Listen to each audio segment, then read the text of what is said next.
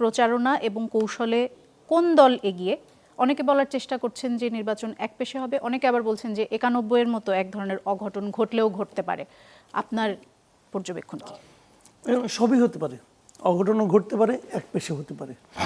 বিষয়টা আসলে ক্লিয়ার না কেন? আমি অনেক দিন ধরে তো নির্বাচন দেখি, সেই ৯১ এবং তার আগের থেকেও নির্বাচন বেশ সচেতনভাবেই দেখি। আমার কাছে আমি সবসময় যে এটা দেখি আর কি, নির্বাচনের আগে একটা ধারণা পাওয়া যায়।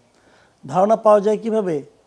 মানে মানুষের মধ্যে তো আলোচনা, মনে করেন গলির পাশের দোকানে, রাস্তাঘাটে, রিক্সাওয়ালা, সবজিওয়ালা, এমনকি শিশুদের মধ্যেও এটা প্রভাব পড়ে। শিশুরাও দেখেছি স্লোগান দেয়, বোঝা যায় জিনিসটা কি হচ্ছে। তো সেই বিবেচনায় এবারে নির্বাচনটা বোঝা বড় কঠিন এই কারণে, নির্বাচনে আছে আর এক সপ্তাহ। জি, আপনি কোথাও কিন্তু নির্বাচনে সেরকম রমরমা একটা যে হাওয়া, একটা রমরমা উত্তেজনা, এটা কিন্তু আমি দেখছি না। এবং আমি বিভিন্ন জনের সঙ্গে আলাপ করেছি, গ্রামের বিভিন্ন লোককে ফোন করা যায়। নাকি ঢাকার বাইরেও? ঢাকার বাইরের অবস্থা আরো খারাপ। ঢাকার বাইরের অবস্থা আরো খারাপ। আমি ঢাকার বাইরে বিভিন্ন জায়গায়, এখন তো মোবাইল সবারই ঘরে ঘরে আছে, আমি তো অনেককেই ফোন টোন করি। তারা বলে নির্বাচন কই? নির্বাচনই দেখে না। নির্বাচনে মনে করেন একজন প্রার্থী গেল, যাওয়ার পর সে বেরিয়ে আসার পর আরেকজন প্রার্থীর লোকজন যায়, একটা থাকে না। আমি ঢাকা শহরে থাকি, মনে করেন আমার বাসা কলাবাগানে। আমি আজকেও বের হওয়ার সময় আমার বাসায়, আমি যে বাসায় থাকি ওই বাসায় প্রায় ২৪টা ফ্ল্যাট আছে, আমার সঙ্গে আরেকটা বাসা আছে, ওই বাসায় আরও ৩২টার মতো ফ্ল্যাট আছে। আমি ওই কেয়ারটেকারদের জিজ্ঞাসা করি যে ভোট চাইতে লিফলেট নিয়ে কেউ আসছিল কিনা। তারা বলেন এখনও কেউ আসে নাই। নির্বাচন আছে আর ৭ দিন। ধরেন আপনি তাহলে মানে আসলেই নির্বাচন ভালো হয়ে গেল তা বলছি না, মানে তাহলে দুপক্ষের মধ্যে এক ধরনের, এখন তো পক্ষ দুইটা, আসলে দুপক্ষের মধ্যেই কিন্তু এক ধরনের কেমন যেন আছে যে কি হবে, ভোট তো আমিই পাবো, অথবা কেউ ভাবে আমাকে ছাড়া কাকে ভোট দিবে। হ্যাঁ, এই যে একটা মানে ব্যাপার, মানে এই ধরনের একটা এনভায়রনমেন্ট আমি সব জায়গায় দেখছি।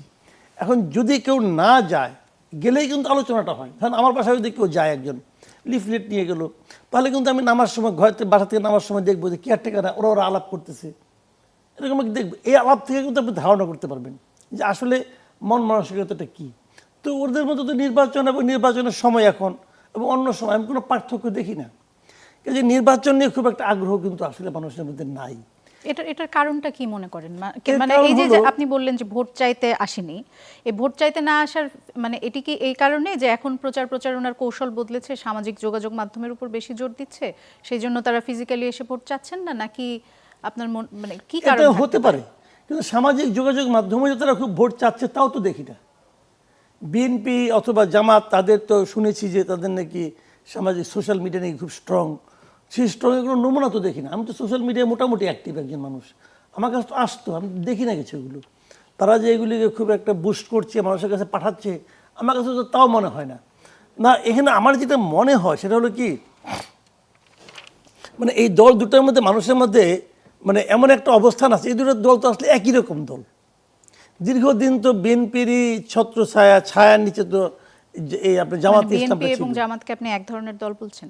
তাই তো বলবো, কারণ অনেকদিন ধরে তো তারা একসঙ্গে ছিল, কোনো বিরোধ ছিল না। কিন্তু আজকে যদি আওয়ামী লীগ মাঠে থাকতো, আমি আপনাকে হাইপোথেটিক্যালি বলি, ধরেন যদি আওয়ামী লীগকে আপনি নিষিদ্ধ না করতেন, আমার সমূহ সম্ভাবনা আছে বিএনপির সঙ্গে যে জামাত যে হাত মিলাইতো, সমূহ সম্ভাবনা ছিল।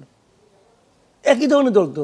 এখন আওয়ামী লীগ নেই বলে তারা এখন মোটামুটি গর্জন দিচ্ছে কিছু কিছু। মানে আওয়ামী লীগ থাকলে জামাত এখনও ৩ নম্বর দল ভাই, যাই বলেন না কেন। এখন আওয়ামী লীগ এখন ৩ নম্বর থেকে ১ নম্বর হতে চাচ্ছে।